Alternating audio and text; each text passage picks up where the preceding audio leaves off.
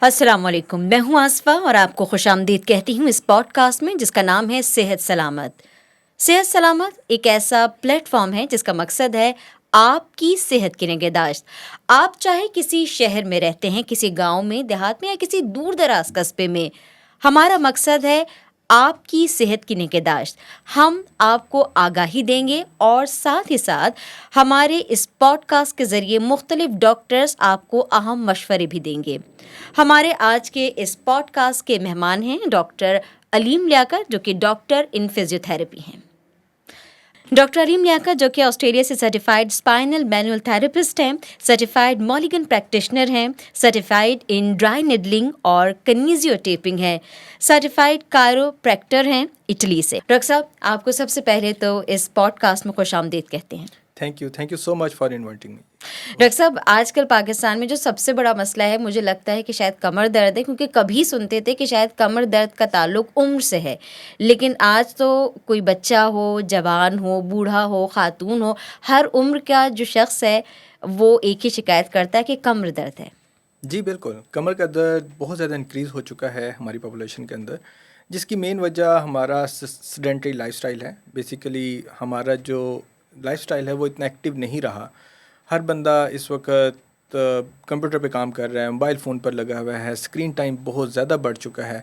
किसी को भी फुर्सत नहीं है कि अपनी हेल्थ के लिए कुछ मिनट्स निकालें और कोई वॉक करें या फिर कोई एक्सरसाइज करें, जिसकी वजह से वो एक सेडेंटरी लाइफस्टाइल से निकल के एक एक्टिव लाइफस्टाइल में चले जाएं।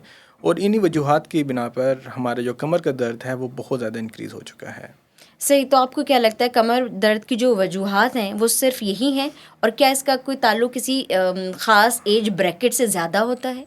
देखिए, पहले तो होता था कि मतलब टिपिकल जो केसेस आते थे कि किसी ने बहुत कोई हैवी वेट लिफ्टिंग कर ली, उसको कमर का दर्द हुआ, या फिर ओल्ड एज के अंदर कमर का दर्द स्टार्ट हो जाता था।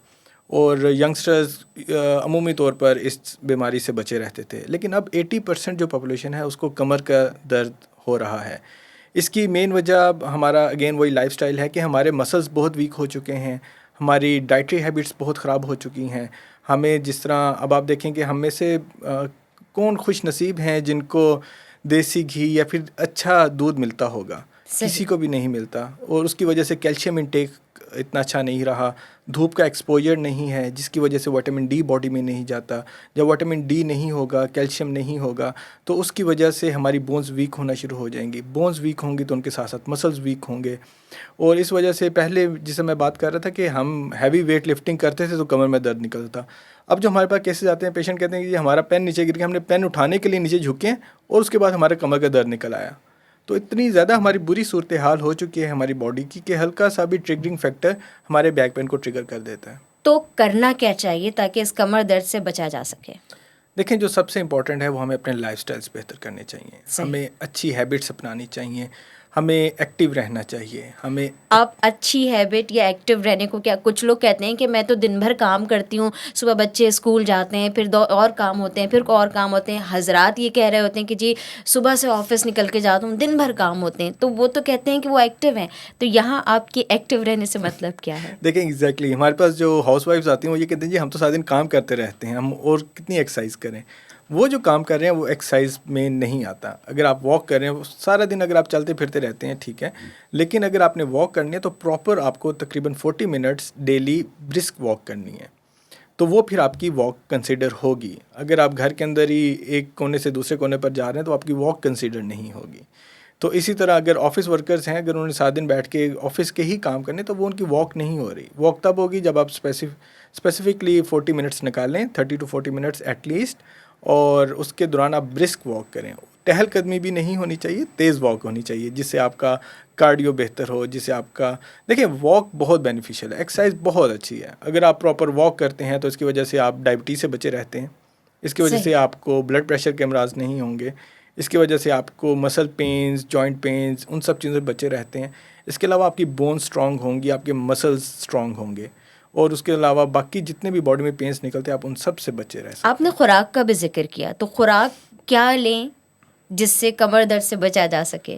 देखिए, अगर हम बोन हेल्थ की बात करें तो 2-3 जो असेंशियल चीज़ें हैं वो हमारा विटामिन डी है। हमारी बॉडी में अच्छा विटामिन डी होना चाहिए, कैल्शियम होना चाहिए, और विटामिन B12।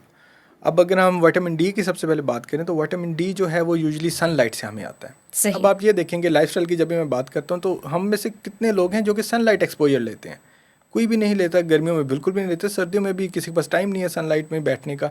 और जिस तरह प्रॉपर सन बाथ लिया जाता है वैसे लेना चाहिए। आपकी कमर पे डायरेक्ट धूप लगे तो फिर विटामिन डी आपका बनेगा। अब आपने विटामिन डी का सोर्स है सनलाइट, सनलाइट नहीं है जिसकी वजह से हमारी जो मेजॉरिटी ऑफ द पॉपुलेशन है वो है विटामिन डी की कमी का शिकार है। सही। अब जब विटामिन डी की कमी होगी तो हमारी बोन्स ऑटोमेटिकली वीक होंगी। और विटामिन डी को की अब्जॉर्प्शन के लिए हमें कैल्शियम चाहिए होता है और कैल्शियम आता है दूध से। अब दूध आपको पता ही है कि हमारे मुल्क के अंदर क्या हालात हैं, दूध के खालिस दूध अवेलेबल ही नहीं है। और जिनके पास मयसर है वो कहते हैं जी हमें इसका टेस्ट पसंद नहीं एग्जैक्टली और हमारे वो टेस्ट रहे ही नहीं है कि हम खालिस दूध हजम भी कर सकें। सही। और इसकी वजह से ये सारे इश्यूज आ रहे हैं कि वो कैल्शियम की कमी हर किसी में हो रही है। कैल्शियम की कमी है, विटामिन डी की कमी है, विटामिन B12 असाबी कमज़ोरी जिसको आप कहते हैं उसके लिए विटामिन B12 की डेफिशिएंसी होती है। सो ये 2-3 जो आपकी एसेंशियल चीज़ें हैं ये आपकी बॉडी में ऑप्टिमम लेवल पर होनी चाहिए। अब हमारी सही। जो पॉपुलेशन है उसको विटामिन डी की भी कमी है, कैल्शियम की भी कमी है, विटामिन B12 की भी कमी है। सो सबसे पहले तो आपने इसके आप टेस्ट करवा सकते हैं, विटामिन डी का टेस्ट करवाएं, कैल्शियम का, विटामिन B12 को, और देखें कि किस लेवल पर आपकी जो बोन्स हैं वो वीक हो रही हैं।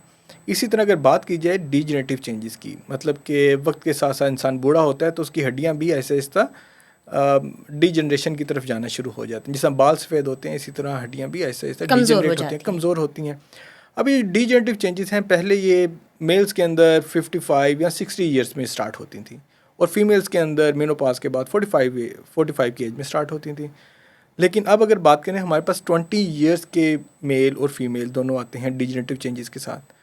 अब अगेन उसकी वही बात कि हमारी लाइफस्टाइल्स, ना विटामिन डी पूरा है, ना कैल्शियम पूरा है, ना विटामिन B12 है बॉडी के अंदर, और इसके अलावा एक्टिविटी हमारी है नहीं सारा दिन। अब मेजॉरिटी ऑफ द जॉब्स जो हैं वो आपकी कंप्यूटर पर हैं।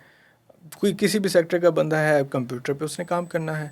जब कंप्यूटर पे काम करेंगे आप बाहर नहीं निकलेंगे, आपकी उस तरह एक्सरसाइज नहीं होगी, आप सारा दिन एक ही पोस्चर में बैठ के 7-7 8-8 घंटे जब आप काम करेंगे तो ये सारी चीज़ें, लो बैक पेन, गर्दन का दर्द, बाजुओं में, कंधों में, ये सब चीज़ें स्टार्ट हो जाती हैं। सही। तो सारी गुफ्तगू से जो कहिए कि मैंने इसका निचोड़ निकाला वो ये कि अगर हमें अपनी कमर दर्द से निजात चाहिए तो सबसे पहले हमने अपने जो रोज़मर्रा का मामूल है उसको तब्दील करना होगा। तो तमाम सुनने वाले और देखने वाले जो हमें देख रहे हैं, सबसे पहले किसी डॉक्टर के पास जाने से पहले तो अपने लाइफस्टाइल पर एक नज़र करें और ये देखें कि आप दिन में कितनी वॉक करते हैं, कितना चलते फिरते हैं। अपने चलने फिरने की आदत अपनाइए और साथ ही साथ जो ज़रूरी चीज़ें हैं आपकी बॉडी में, नमकियात और जो कैल्शियम की ज़रूरत है वो पूरी होनी चाहिए, आपको उसको देखना होगा। आपने रोज़ाना धूप लेनी होगी और चलना होगा और मुतवाज़न ग़िज़ा खानी होगी और डॉक्टर साहब दूध का इस्तेमाल भी करना होगा। जी बिल्कुल। ठीक। अब इसके बाद आ जाइए उन लोगों के पास जो उनको जेन्युइनली दर्द होता है, वो ये कहते हैं जी हम ये सारी चीज़ें करते हैं। तो कोई फ़र्क है, किया जा सकता है कि शदीद दर्द वाले जो लोग हैं वो कौन से हैं जिनको सडनली किसी वजह से हो गया या जो अमूमी मर्ज़ का शिकार है, उसमें कोई तफरीक है? देखिए कमर का दर्द हर किसी का डिफरेंट होता है। सही। अब एक तो ये होता है कि जी मुझे भी कमर का दर्द था, तुम ये करो तो तुम भी ठीक हो जाओगे, ऐसा नहीं होता। कमर का दर्द के पीछे हमने वजूहात देखने होते हैं। कमर का दर्द होते हैं कि नानी फला चीज़ बताती थी और तेल में डाल के ये लगा लो और धक्का मारो तो ऐसे हो जाता है। और आज भी गांव देहात में कुछ अताई होते हैं जो जाके बताते हैं कि ये हड्डी और ये मोहरा ऐसे सेट होगा। बिल्कुल। तो ये चीज़ें गलत हैं कि ये किसी ने हद तक काम करती हैं? देखें कमर का दर्द की वजह जो पीछे बैकग्राउंड जो है वो जानना ज़रूरी है। सही। कि आपको अगर कमर का दर्द हो रहा है किस वजह से आपको कमर का दर्द हो रहा है। अब कमर के दर्द में जो सबसे मेजर जो रीज़न होती है, जो आपके पास यूजुअली आपको पता होगा, लोग आते हैं शैटिका के साथ जिसको अर्कुन निसा कहते हैं। सही। उसमें होता है कि कमर के अंदर मोहरों के अंदर जो होती है, मोहरे होते हैं, दरमियान में डिस्क होती है और वो डिस्क स्लिप होती है जिसकी वजह से जाके वो नर्व को प्रेस करती है। शैटिक नर्व को जब प्रेस करेगी तो वो शैटिका हो जाएगा।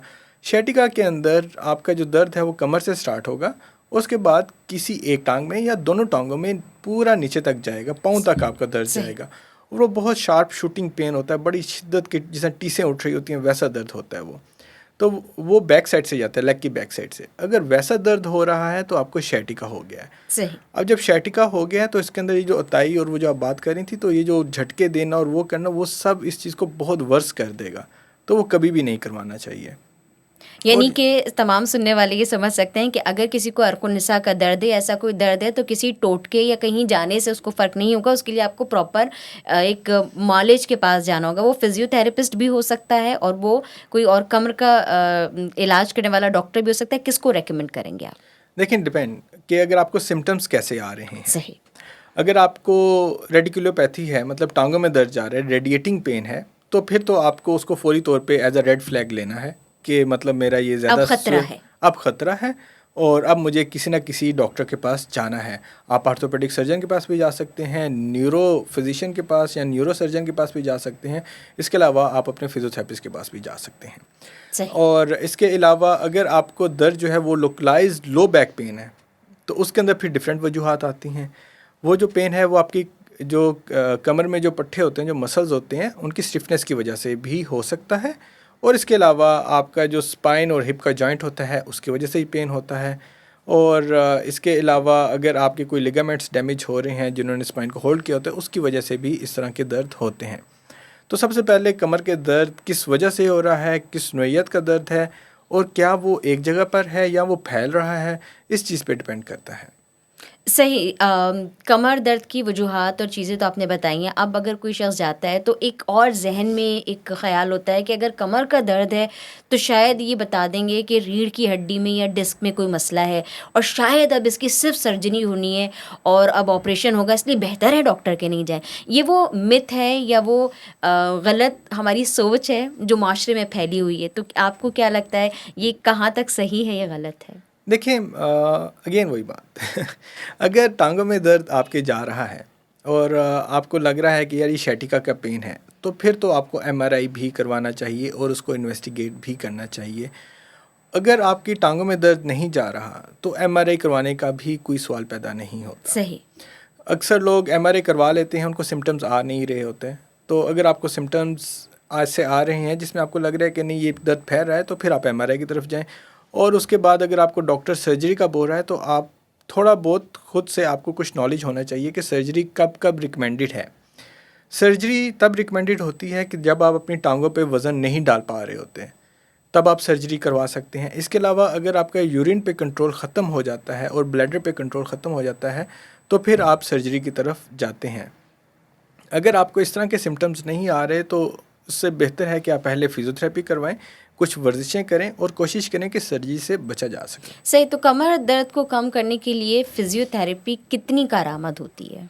देखिए फिजियोथेरेपी जो अब नई लेटेस्ट रिसर्चेस हैं, सबसे पहले दुनिया भर के अंदर भी यही हो रहा है कि सबसे पहले जो आपके फिजियोथेरेपी को ट्राई किया जाता है, क्योंकि फिजियोथेरेपी के अंदर ना कोई मेडिसिन दी जाती है ना कोई सर्जरी की जाती है। तो इससे बेहतर क्या इलाज होगा कि आपको बगैर मेडिसिन के, बगैर सर्जरी के आपका दर्द ख़त्म किया जा रहा है। सही। और तकरीबन 80 to 90% जो लोग होते हैं वो फिजियोथेरेपी से ठीक हो जाते हैं। 10% होते हैं जो इनको फिजियोथेरेपी से फ़र्क नहीं पड़ता और उनको सर्जरी की तरफ जाना पड़ता है। तो पूरी दुनिया के अंदर सबसे पहले फिजियोथेरेपी को ट्राई किया जाता है। अगर फिजियोथेरेपी ट्रीटमेंट फ़ेल हो जाए, मेडिसिन्स फ़ेल हो जाएं और उसके बाद इंजेक्शंस की बारी आती है जो कमर में लगाए जाते हैं, स्टेरॉइड्स के इंजेक्शन। अगर वो भी फेल हो जाएं तो फिर सर्जरी कराई जाती है। यानी कि सबसे आखिरी हल है कमर दर्द का कि आपकी सर्जरी होगी। सबसे पहले फिजियोथेरेपी होती है, उसके बाद मामला दवा तक जाता है। दवा भी काम ना करे तो फिर इंजेक्शन और फिर कहीं जाके सर्जरी की बात आती है। तो डॉक्टर साहब ये बताइए कि फिजियोथेरेपी के हवाले से आपने ज़िक्र किया तो यकीनी तौर पर कुछ एक्सरसाइजेज़ भी ऐसी होती होंगी जिससे कमर दर्द को आराम आता होगा। वो कौन सी वर्जिशें हो सकती हैं जिससे करते हुए हम अपनी कमर दर्द को जो है वो आराम दे सकते हैं? देखें, कोई भी पेट एक्सरसाइजेज ऐसी नहीं है जो कि हम बता सकें कि ये वर्जिशें हर कमर का दर्द का मरीज़ कर ले। डिपेंड करेगा कि कमर का दर्द क्यों हो रहा है। यानी कि मोबाइल के ऊपर या सोशल मीडिया पर जो मुख्तलिफ टोटके आते हैं, ये वाली एक्सरसाइज कर लो और कमर के दर्द से निजात पा लो, ये सब चीज़ें नहीं करनी चाहिए, बल्कि एक सही ट्रेन फिजियोथेरेपिस्ट के पास जाना चाहिए। वो आपको रेकमेंड करेगा कि कब किस मर्ज़ में किस दर्द में कौन सी वर्जिश करनी है। जी बिल्कुल, क्योंकि कमर का दर्द हर किसी का एक जैसा नहीं है। सही। अगर किसी को शैटिका का पेन हो रहा है तो उसके लिए अलग एक्सरसाइजेज हैं और उसके अंदर भी फिर डिफरेंट एक्सरसाइज हैं। शैटिका के लिए भी सिर्फ एक पेट एक्सरसाइज नहीं है कि तमाम शैटिका के पेशेंट्स करेंगे। सही। उसके लिए भी डिपेंड करता है कि आपको फ्लेक्जन बाइसिंग या एक्सटेंशन बाइसिंग, आपको झुकने में दर्द बढ़ रहा है या कम हो रहा है। जो सी एक्टिविटीज़ आपका दर्द कम कर रही हैं आपको वो करनी है, और जो सी एक्टिविटी से आपका दर्द बढ़ता है वो आपको स्टॉप करनी है। तो इसके अलावा अगर आपको मस्कुलर पेन है उसके लिए डिफरेंट एक्सरसाइज हैं, अगर आपको सैक्रोलिक जॉइंट का पेन है उसके लिए डिफरेंट एक्सरसाइज हैं, अगर आपको जो मोहरंग में जॉइंट होते हैं फेसिड जॉइंट्स, अगर उनकी वजह से पेन हो रहा है जिसको हम कहते हैं कि चुक आ गई चुक, है यस, चुक जो पड़ जाती है, और उसके So- लिए बड़े टोटके होते हैं अक्सर। यस, वो जो चुक पड़ती है वो बेसिकली आपके जो स्पाइनल जॉइंट्स होते हैं जिनको जी। फेसिड जॉइंट्स कहते हैं उनकी लॉकिंग हो जाती है। अब उसके लिए डिफरेंट एक्सरसाइज हैं, उसको सही। डिफरेंट तरीके से ट्रीट किया जाता है। तो बैकग्राउंड में मसला क्या है और कौन सी एक्सरसाइज से आप ठीक होंगे ये आपको एक ट्रेंड और क्वालिफाइड फिजियोथेरेपिस्ट यानी ही किसी बता को सकेगा। मामूली कमर का दर्द हो या चुक आ गई हो, आपने खुद से कुछ ट्राई नहीं करना है, बल्कि एक प्रॉपर ट्रेंड डॉक्टर के पास जाना है। वो फिजियोथेरेपिस्ट भी हो सकता है और कोई और डॉक्टर भी हो सकता है। डॉक्टर साहब, एक और हमारे यहाँ बड़ा मामला है कि ज़ाहिर लाइफस्टाइल चेंज हुआ है तो लोग ज़्यादातर बाइक पे सफ़र करते हैं या गाड़ी पे सफ़र करते हैं। तो जो लोग ड्राइव करते हैं उनको भी बड़ी तकलीफ़ होती है कि जी ड्राइव करने से कमर दर्द हो गया, तो उनको क्या एडवाइस करेंगे कि ज़ाहिर है ये कह देना कि ड्राइव छोड़ दो या बाइक नहीं चलाओ ये सोल्यूशन नहीं हो सकता, लेकिन क्या तब्दील ला सकते हैं ताकि कमर दर्द कम किया जा सके या निजात हासिल की जा सके? देखिए, अगर तो लॉन्ग ड्राइविंग है, फॉर एग्जांपल आप यहाँ से इस्लामाबाद से आप लाहौर जा रहे हैं, तो आप कोशिश ये करें कि फ्रीक्वेंट ब्रेक्स लें। हर सही। आधे घंटे बाद 20 मिनट के बाद जो सा टोल प्लाजा आता है वहाँ पे रुकें, थोड़े बहुत वॉक करें 2-3 मिनट और दोबारा अपना सफ़र जारी कर लें। और इसके अलावा अगर आपने विद इन द सिटी अगर आप ट्रैवल कर रहे हैं, अगर आप गाड़ी पर हैं तो कोशिश करें आपकी बैक जो है वो सपोर्टेड होनी चाहिए सीट के साथ। सही। जितनी वेल सपोर्टेड बैक होगी उतने ही लेस चांसेस हैं कि आपको लो बैक पेन हो। अगर आप आगे होके गाड़ी चला रहे हैं तो उसकी वजह से आपको गर्दन में भी दर्द होगा और कमर में भी दर्द होगा। अगर आप ऑलरेडी कमर के दर्द का शिकार हैं तो कोशिश करें कि बैक सपोर्ट यूज़ करें। कमर के पीछे अक्सर आपने देखा होगा लोगों ने बैक सपोर्ट मल्टीफॉर्म का या फिर कोई गद्दी रखी होती है, कोई ना कोई कुशन रखा होता है, उससे भी कमर के दर्द से आप काफ़ी हद तक बेहतर अपने आप को कर सकते हैं। बाइक्स के ऊपर अगर आप जा रहे हैं तो बाइक्स के ऊपर भी आप कोशिश यही करें कि फ्रीक्वेंट ब्रेक्स लें, अपनी कमर को सीधा रखने की कोशिश करें, ज़्यादा झुक के बाइक ना चलाएं और अपनी गर्दन को भी अच्छे पोस्चर में रख के बाइक चलाएं। पोस्चर का जिक्र आपने किया है, तो कमर दर्द और पोस्चर इनका आपस में कितना ताल्लुक है? बहुत ज़्यादा ताल्लुक है। डिपेंड करता है कि अगर आप किसी भी गलत पोस्चर में बैठ के काम करते हैं, स्पेशली देखिए अब हमारे काफ़ी मेजॉरिटी ऑफ द जो वर्कर्स हैं वो सारे आईटी वर्कर्स ही हैं। हमारे जितना टेलीकॉम सेक्टर है, हमारे जितने बैंकर्स हैं, हमारा जितना आईटी नेटवर्क है, हमारे जितने सॉफ्टवेयर हाउसेज हैं, कॉल सेंटर्स हैं, इन सब ने सारा दिन बैठ के कंप्यूटर पे ही काम करना है। जब आप कंप्यूटर पे बैठ के काम करते हैं तो आपका पोस्चर ख़राब होता है, आप आगे झुक के काम कर रहे होते हैं। कोशिश यही करें कि अपनी एक अच्छे पोस्चर में रह कर काम करें। वो अच्छा पोस्चर क्या होता है और उसको प्रैक्टिस कैसे कर सकते हैं? देखें, जब आप डेस्क जॉब आप कर रहे हैं, कंप्यूटर पे आपने काम करना है, तो आपकी जो स्क्रीन है वो आपके आई लेवल पर होनी चाहिए। अगर आप लैपटॉप पे काम कर रहे हैं तो कोशिश करें कि एक एक्स्ट्रा स्क्रीन लेकर वो रख लें जो आपके आई लेवल पर हो और आप काम बेशक लैपटॉप पे ही करें। इसके अलावा आपकी जो फीट हैं वो आपके प्रॉपरली प्लेस्ड होनी चाहिए ग्राउंड के ऊपर, आपकी एल्बो सपोर्टेड होनी चाहिए आर्म रेस्ट के ऊपर, आपके जो रिस्ट हैं वो सपोर्टेड होने चाहिए टेबल के ऊपर, और एल्बोज़ का एंगल भी 90 डिग्री होना चाहिए और आपके जो नीज़ हैं उनका एंगल भी 90 डिग्री होना चाहिए। इसके अलावा आपकी जो बैक है वो सपोर्टेड होनी चाहिए आपकी सीट के ऊपर। बिल्कुल ठीक है डॉक्टर साहब, ये तो मशवरा आपने दे दिया, इसको यकीनन प्रैक्टिस करने में थोड़ा टाइम लगेगा, लेकिन यानी यही एक तरीका है जिससे कमर दर्द से निजात हासिल की जा सकती है, अदरवाइज़ कोई इसका दूसरा ऑप्शन नहीं है। जी बिल्कुल। देखिए, कमर का दर्द अगर आपने ठीक रखना है, अगर आपने कमर को हेल्दी रखना है तो उसको मोबाइल रखना है। Motion is lotion. आप जितना मोबाइल रखेंगे, आप जितना मोबाइल रहेंगे आप उतना अच्छा रहेंगे। यहाँ हम ये क्लियर करते चले, मोबाइल रखने का मतलब मोबाइल फ़ोन की बात नहीं, बल्कि आपने खुद को चलते फिरते रहना है, बल्कि आपने अपने आप को हरकत में रखना है। बिल्कुल बिल्कुल जी डॉक्टर साहब। अब फॉर एग्जांपल छोटे छोटे टिप्स आप अपने लिए कर सकते हैं। आप अपने साथ पानी ना रखें अपने टेबल पर। सही। जब भी आपको पानी की ज़रूरत पड़े खुद उठ के जाएं और जाके डिस्पेंसर से पानी लें। और आपने इस तरह छोटे अगर फ़ोटो कॉपी करने जाएँ तो आप खुद उठ के जाएँ, जाके फ़ोटो कॉपी करके लें। तो छोटे छोटे इस तरह आपकी वॉक होती रहती है। आप कोशिश करें कि आपके जो काम है, अगर आपने 8 घंटे की जॉब करनी तो 8 घंटे कॉन्टीन्यूसली बैठ के काम नहीं करना। हर 20 मिनट बाद 30 मिनट बाद आपने लाजमी ब्रेक लेना है। वो ब्रेक छोटा सा हो सकता है कि आप जाएँ साथ वाले रूम से जाके कुछ चीज़ ले आएँ, आपका बस ब्रेक आना चाहिए जो आप कॉन्टीन्यूसली बैठे हो, ताकि आपके मसल ज़्यादा स्टिफ ना हो। अच्छा, एक चीज़ और है, अक्सर लोगों को कमर दर्द या कोई से भी दर्द की शिकायत होती है, खुसूसन कमर में, कि वो मुख्तलिफ जो पेन रिलीफ क्रीम्स होती हैं उसका इस्तेमाल किया जाता है, या मुख्तलिफ घरेलू टोटके होते हैं कि कुछ ना कुछ लहसुन और चीज़ें तेल में जला के और तेल का इस्तेमाल किया, जी मालिश कर लो तो बस आराम आ जाएगा, और सालों तक लोग उन पेन रिलीफ क्रीम्स का इस्तेमाल करते हैं। तो क्या ये सही है, या इसका कितने अरसे तक इस्तेमाल करना चाहिए, कब डॉक्टर के पास जाएं? देखिए, पेन रिलीफ क्रीम्स तो फिर भी बेहतर हैं, लेकिन जो पेन किलर्स हैं उनका बहुत डेंजरस इफेक्ट होता है, क्योंकि यानी पेन किलर गोली खाने वाली नहीं लेनी है। यस, खाने वाली गोली आपके मैदे में जाएगी, और अगर आप लॉन्ग टर्म यूज़ कर रहे हैं, होता क्या है कि डॉक्टर ने 10 दिन की दवाई दे दी, पेशेंट ने 10 दिन खाई, बड़ा मज़ा आया, उसको एंजॉय किया उसने, या मैं पेन फ्री हो गया हूँ। उसके बाद जब उसको पेन हुआ, उसने दोबारा वही गोली लेना शुरू कर दी। वो जो डॉक्टर ने 10 दिन की दवाई दी थी, लोग 2-2 3-3 साल वही गोली ले रहे होते हैं। और जब आप इतना लॉन्ग टर्म अब्यूज़ करेंगे एक ऐसी ड्रग का जो कि डॉक्टर ने 10 दिन की रिकमेंड की हुई है, और आपने सेल्फ मेडिकेशन स्टार्ट कर दी है, तो उसकी वजह से पेन किलर्स जो होते हैं वो आपके मैदे में अल्सर्स बनाते हैं।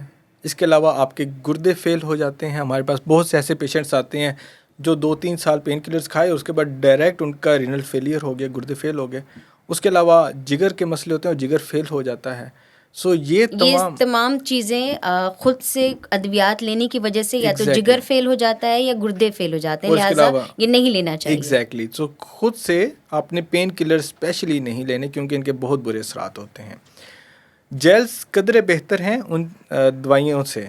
आप जेल्स इस्तेमाल कर सकते हैं, और जेल आप दिन में 2 दफ़ा 3 दफ़ा इस्तेमाल कर सकते हैं, क्योंकि वो स्किन के अंदर जानी है, स्किन से डायरेक्ट उस मसल के ऊपर अप्लाई हो जानी है, वो आपके सिस्टम में कम जाती है, इस वजह से वो बेहतर है।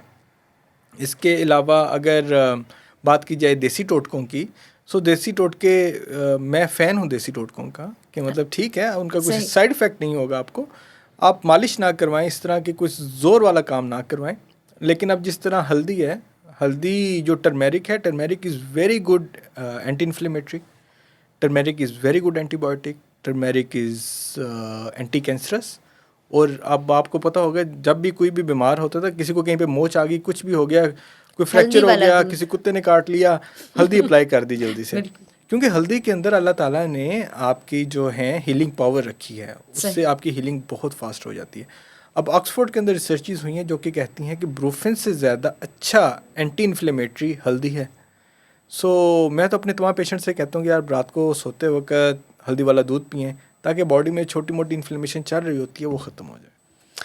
अच्छा डॉक्टर साहब, अब अगर कोई कमर दर्द का ऑलरेडी पेशेंट है, तो वो कौन सा वक्त है कि जब उसे खुद टोटके आजमाने के बजाय अब डॉक्टर से रुजू करना चाहिए?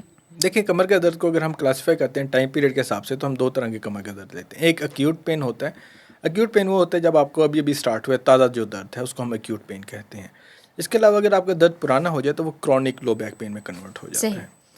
अक्सर जो कमर के दर्द स्टार्ट होते हैं वो 3 मंथ्स के अंदर 70% पॉपुलेशन के खुद ही सेल्फ रिजॉल्व हो जाते हैं, और जो रिमेनिंग 30% होते हैं वो क्रॉनिक लो बैक पेन के पेशेंट बन जाते हैं। अगर आप क्रॉनिक लो बैक पेन के पेशेंट बन गए हैं, तो इसका मतलब है कि फिर आपको सारी उम्र कमर का दर्द ऑफ एंड ऑन तंग करता रहेगा। तो आप कोशिश करें कि आपका कमर का दर्द प्रोलॉन्ग ना करे। आपको अगर कमर का दर्द हो रहा है और आपको लग रहा है कि वो लोकलाइज्ड है, सिर्फ कमर के अंदर ही है, टांगों में नहीं जा रहा, तो फिर आप कोशिश ये करें कि कुछ अपने अगर कुछ टोटके करना चाहते हैं, कुछ सेल्फ थोड़ी बहुत आप करना चाहते हैं, तो 5-7 दिन हफ्ता करके देख लें, और अगर नहीं ठीक हो रहा तो फौरी तौर पे डॉक्टर के पास चल जाएं, ताकि ये प्रोलॉन्ग ना करे और ये क्रॉनिक लो बैक पेन में कन्वर्ट ना हो जाए। और अगर आपको कमर का दर्द स्टार्ट ही ऐसे हो रहा है कि वो टांगों में जा रहा है, शर्टिका वाले सिम्टम्स आ रहे हैं, रेडिकुलोपैथी है, फैल रहा है दर्द, तो आपको एक दिन भी वेस्ट नहीं करनी चाहिए। आपको फौरी तौर पे डॉक्टर के पास जाना चाहिए, ताकि वो उसको रूल आउट करें कि मसला क्या आ रहा है और उसका प्रॉपर इलाज स्टार्ट कर दें। ठीक है डॉक्टर साहब, ये भी बताइएगा कि कौन से ऐसे एक्टिविटी हो सकती है या स्पोर्ट्स हो सकता है जो कमर दर्द वाले अगर करें तो उनके लिए बेहतर है, और या बेहतर है कि वो वाला काम ना करें जिससे कमर दर्द हो जाए, तो कुछ सजेस्ट करेंगे? देखें, जो कमर दर्द के मरीज़ हैं उनके लिए जो सबसे बेस्ट स्पोर्ट है, अगर उनको जितना भी सीवियर अगर पेन भी हो रहा है, अगर वो वेट नहीं कर सकते कि मैंने कोई ना कोई एक्टिविटी करनी है, तो वो स्विमिंग है। स्विमिंग वाहिद एक्सरसाइज है जिससे आपकी कमर पे इम्पैक्ट भी बहुत कम आ रहा होता है, आपकी कमर के मसल्स मजबूत भी हो रहे होते हैं, और आपको पेन से भी ऐसे आप स्विमिंग करने से बेहतर हो जाते हैं। सो स्विमिंग सबसे अच्छी एक्सरसाइज है कमर के मरीज़ों के लिए। और क्या नहीं करना चाहिए उन लोगों को जिनको वाकई कमर का दर्द है या दायमी मरीज़ हो गए हैं? वो तमाम एक्टिविटीज़ जिनसे आपकी कमर का दर्द बढ़ता है वो तमाम छोड़ देनी चाहिए, और वो तमाम एक्टिविटीज़ जिनसे कमर का दर्द बेहतर होता है वो करनी चाहिए। अगर एक पेशेंट को सीने चढ़ते हुए कमर का दर्द नहीं तंग कर रहा तो वो चढ़ ले, कोई मसला नहीं। लेकिन अगर किसी पेशेंट को सीने चढ़ते हुए कमर का दर्द हो जाता है तो कोशिश करें कि उसको अवॉइड करें। इसी तरह मतलब हम पेट कुछ भी नहीं कह सकते कि आपने ये एक्टिविटीज़ करनी है, ये नहीं करनी। आपकी बॉडी इज़ द बेस्ट जज। आपकी बॉडी आपको बताएगी कि ये चीज़ आपके लिए अच्छी है और ये चीज़ अच्छी नहीं है। जहाँ पे आपका दर्द होगा इसका मतलब है कि वो चीज़ आपकी नर्व को प्रेस कर रही है, वो चीज़ आपको हर्ट कर रही है, और ये अल्लाह ताला की तरफ से बॉडी को एक सिग्नल देती है कि ये चीज़ आपने नहीं करनी। सो जिन एक्टिविटीज़ से पेन हो रहा है उनको अवॉइड करें, और जिनसे आपको दर्द नहीं होता वो तमाम एक्टिविटीज़ कंटिन्यू रखें।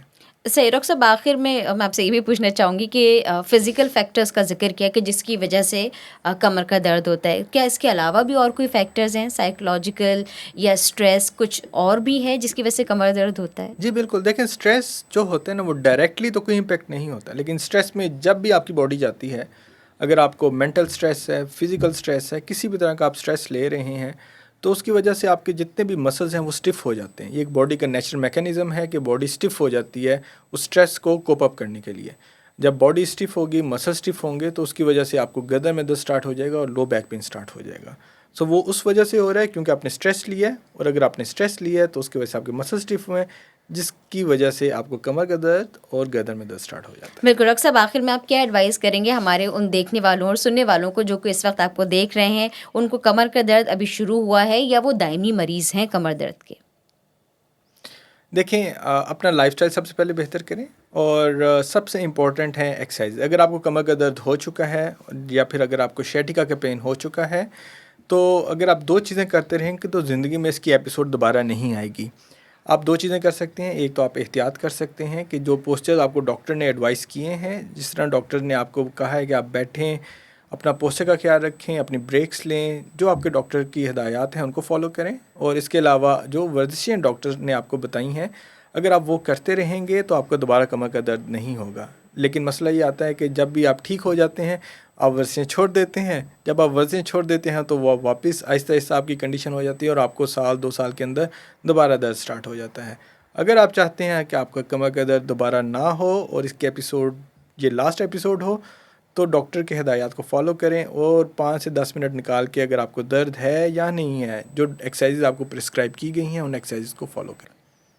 बहुत शुक्रिया डॉक्टर साहब। यकीनी तौर पर आपने जो मुफीद मशवरे दिए हैं उससे बहुत सारे लोगों को, इनफैक्ट मुझे भी बड़ा फ़ायदा होगा। थैंक यू सो मच जी, थैंक यू फॉर इनवाइटिंग। और इसी के साथ इस पॉडकास्ट से चाहूँगी इजाज़त। आप हमें अपनी राय या सवाल कमेंट्स में दे सकते हैं। न सिर्फ हम कमेंट्स को पढ़ेंगे बल्कि उसका जवाब भी देंगे। हमारी कोशिश और ख्वाहिश है कि आपकी सेहत सलामत रहे।